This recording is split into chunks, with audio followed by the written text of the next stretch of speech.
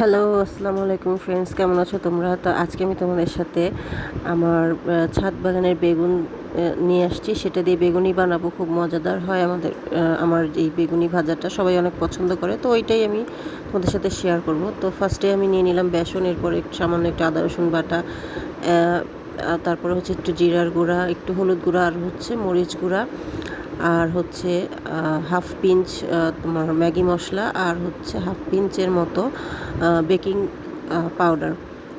তো এটা নিয়ে আমি ঠান্ডা নর্মাল পানি দিয়ে অল্প অল্প করে পানি নিয়ে আমি বেসনটা গুলিয়ে নিচ্ছি।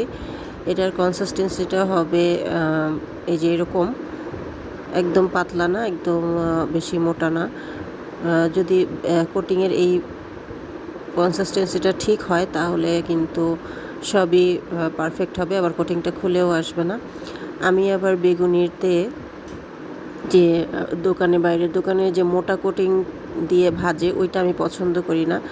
এই যে দেখো, এইভাবে যদি আমি ভাজি, জাস্ট একটা ডিপ করে এই পাশে আর একটা ডিপ করে ওই পাশে কোটিংটা নিয়ে বাকিটা ঝরিয়ে নিয়ে এইভাবে তেলের মধ্যে ছেড়ে দিই, তো কি হয়, কোটিংটা একটু পাতলা হয় আর খেতেও কিন্তু অনেক মজা হয়, মচমচা থাকে।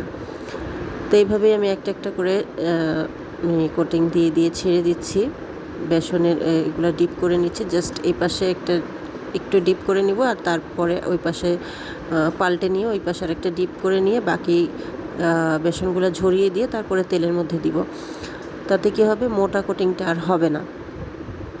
তো এভাবেই সবগুলা বেগুনি আমি ভেজে নিচ্ছি।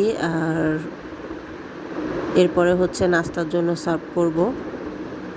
তো এর মধ্যে আবার আমার মেয়ে এসে বলতেছে, মা তুমি কালকে সেই শাকের পাকোড়াটা ভাজো, ওটা আমার অনেক টেস্ট লেগেছে, আমি ওটা খেতে চাই।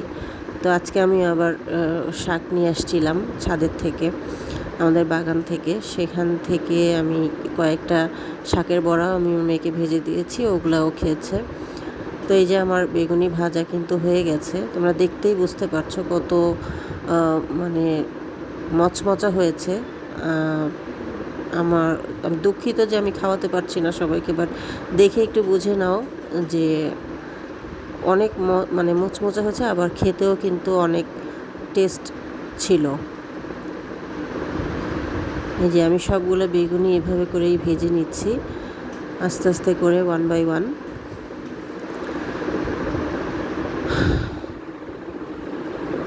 একটা আমি একটু টেস্ট করে দেখাই। খুবই মজা ছিল, একদম মচমচা, আর টেস্টটাও কিন্তু অনেক ভালো, মুখে লেগে থাকার মতো টেস্ট ছিল। এই যে সবাই মানে নাস্তা দিয়েছি, টেবিলে সবাই আসছে, আমার শ্বশুর শাশুড়ি, আমার হাজব্যান্ড, আমার বেবি, আমি, সবাই আমরা এই যে সস দিয়ে বেগুনি, তারপরে হচ্ছে কুমড়া শাকের পাকোড়াগুলো খাচ্ছি, ফ্রুটস ছিল। তো এই তো, আমার রেসিপি কেমন লাগলো জানাবা, সবাই ভালো থাকবা, আল্লাহ হাফেজ।